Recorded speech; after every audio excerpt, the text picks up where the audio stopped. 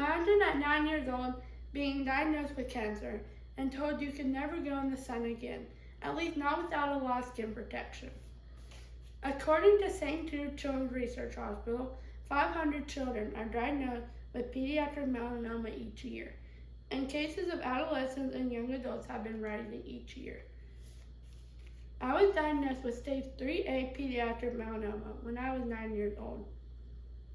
Now I must make sure to always wear sunscreen, protective clothing, and a hat anytime I'm outside. I'm such an expert, I even wrote a comic book called Alyssa's Sun Safety Tips. I sold them to raise money for St. Jude. Everyone, regardless of age, race, or ethnicity, should take care to protect their skin anytime they are outside, even if it is cloudy. Exposure to ultraviolet UV rays is a major risk factor for most melanomas. Sunlight is the main source of UV rays. Tanning beds and sun lamps are also sources of UV rays. Anytime you're outside, you are at risk of getting too much UV exposure. According to Skin Cancer Foundation, on average, a person's risk for melanoma doubles if they had more than 5 sunburns, but just one blistering sunburn in childhood or adolescence more than doubles a person's chances of developing melanoma later in life. The Australian Cancer Council says sun exposure that does not result in burning can still cause damage to skin cells and increase your risk of developing skin cancer.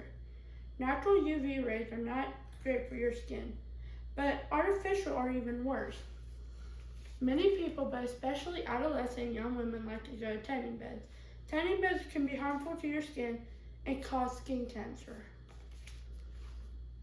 According to Impact Melanoma, a national nonprofit organization dedicated to working to reduce the incidence of melanoma, 2.5 million teens use tanning beds each year, starting as early as 13 years old.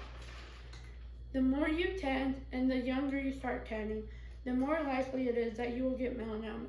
The increased risk of melanoma associated with tanning bed use is 59%. For people whose first exposure to artificial UV rays in a tanning bed occurred before age 35.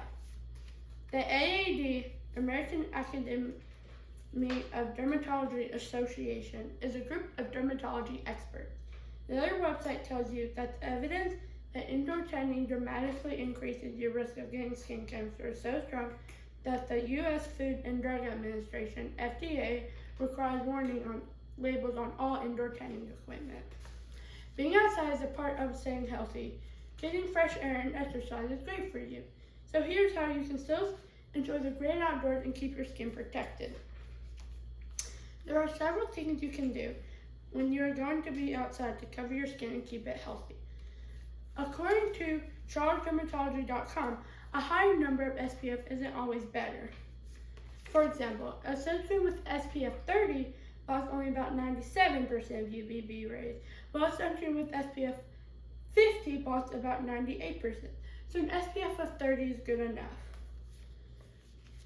When you are outside for an extended period of time, especially if you are swimming or sweating, it is very critical to keep sunscreen nearby when you are spending several hours outside, and make sure to reapply every 2 hours. Protective clothing is one of the most effective forms of protection against sun damage and skin cancer. Plus, unlike sunscreen, you never have to reapply. The Skin Cancer Foundation recommends wearing protective clothing with at least a UPF of 30. Ultraviolet protection factor shows how much UV radiation a fabric allows to reach your skin. Hats block your skin from ultraviolet rays and supply sun protection that doesn't wear off. There are many companies that make great sun protection hats, and some of them are even cute and fashionable.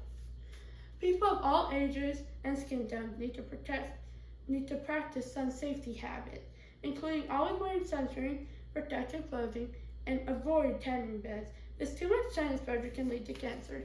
You take the time to protect your phone or laptop with a case, or your flowers in the winter. Why not take the time to protect the largest organ on your body, your skin?